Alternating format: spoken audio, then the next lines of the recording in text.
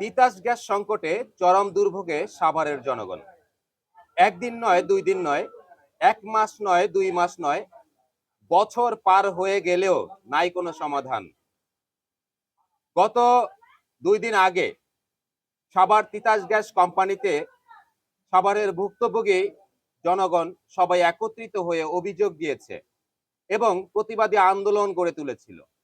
সেখানে তিতাস গ্যাস কোম্পানির ঊর্ধ্বতন কর্মকর্তারা উপস্থিত ছিলেন। তাদেরকে 72 ঘন্টার আলটিমেটাম দেওয়া হয়েছিল। তারা কথা দিয়েছিল 72 ঘন্টার ভিতরেই তারা দ্রুত কাজ সমাধান করবে। 2 দিন অতিবাহিত হয়ে গেলেও এখন পর্যন্ত কোনো সমাধান দেখা যায়নি।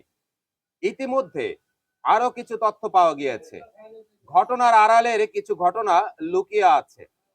যখন ভুক্তভোগী জনগণ সবাই একত্রিত হয়ে সাভার তিতাস গ্যাস কোম্পানি অফিসে গিয়ে অভিযোগ দায়ের করেছে, ঠিক সেই মুহূর্তে অনেক বাড়িওয়ালা সেখানে উপস্থিত হয়নি। কারণটা হয়তোবা অনেকেরই অবগত আছে, কিন্তু ঘটনার আড়ালের সেই লুকায়িত ঘটনা উন্মোচিত হয়েছে। জানা গেছে অনেক বাড়িওয়ালা তিতাস গ্যাস লাইন থেকে অতিরিক্ত গ্যাসের প্রেসার টেনে নিয়ে তারা ব্যবহার করছে চুলায় গ্যাস। একই লাইন, আমাদের বাড়িতে গ্যাস নাই, পাশের বাড়িতে গ্যাস আছে। কারণটা কি?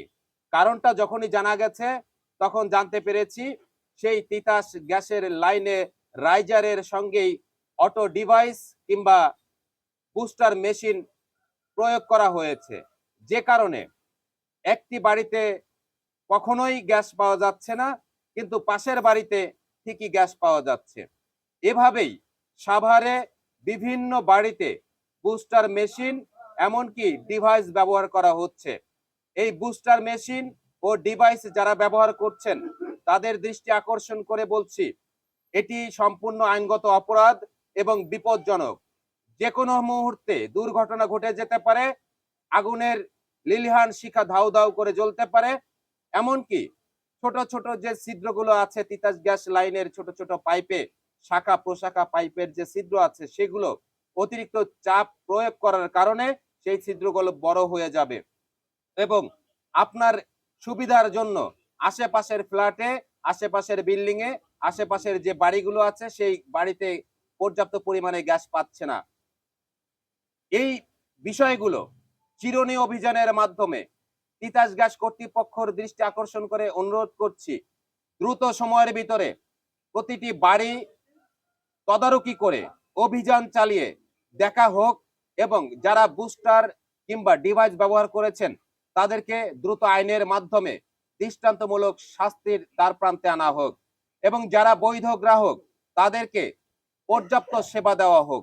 কারণ আমরা বৈধ গ্রাহক, আমরা গ্যাস পাচ্ছি না, তবুও প্রতি মাসে গুনতে হচ্ছে 1080 টাকা। এই বৈষম্যতা 24 ঘন্টার ভিতরে নিরসন করে যারা বৈধ গ্রাহক তাদেরকে যথাযথ সেবা প্রদান করা হোক। যারা অবৈধ লাইন ব্যবহার করছেন তারা এক্ষুনি এই ভিডিওটি দেখার সাথে সাথে আপনার বুস্টার মেশিন এবং ডিভাইস বন্ধ করে দিন। আপনার কারণেই একাধিক পরিবার ভুক্তভোগী হচ্ছে, না খেয়ে থাকতে হচ্ছে। ভোরবেলা 2 দিন আগে দেখা গিয়েছে ভোর 5টার কিংবা 6টার আগেই গ্যাস চলে যায়, রাত 12টা 12:30টার পর থেকে একটু একটু আসা শুরু করেছে। আমরা মাঝে মধ্যে গভীর রাতে রান্না করে সারাদিনের খাবার খাওয়ার ব্যবস্থা করেছি, কিন্তু গত 2 দিনে দেখা গিয়েছে টোটালি গ্যাস পাওয়া যাচ্ছে না। অনেকে 2 মাসের বেশি সময় হয়ে গেছে তারা লাইনে গ্যাস একটুও পাচ্ছে না। একটি রাস্তায় লাইন গিয়েছে 2টি, একটি লাইনে গ্যাস আসছে পর্যাপ্ত, একটি লাইনে গ্যাস নাই।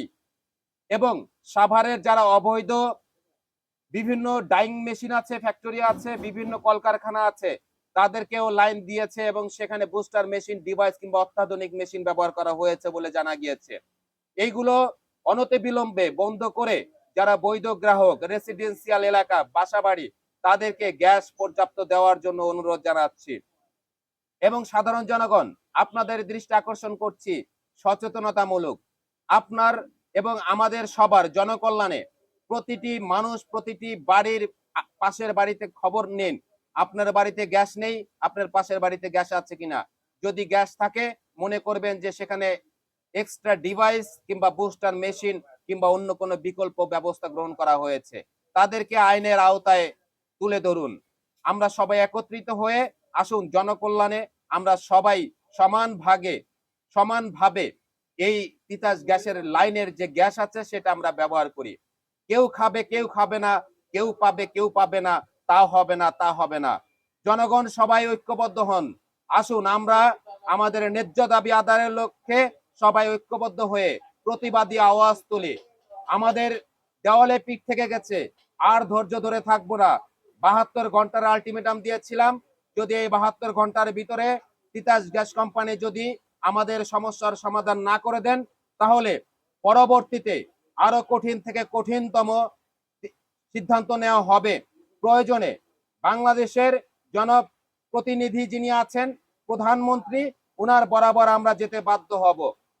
সবাই ভিডিওটি বেশি বেশি শেয়ার করে সবাইকে সচেতন করুন এবং আমাদের ন্যায্য দাবি আদায়ের লক্ষ্যে ঐক্যবদ্ধ হওয়ার জন্য সবাইকে আহ্বান জানাচ্ছি।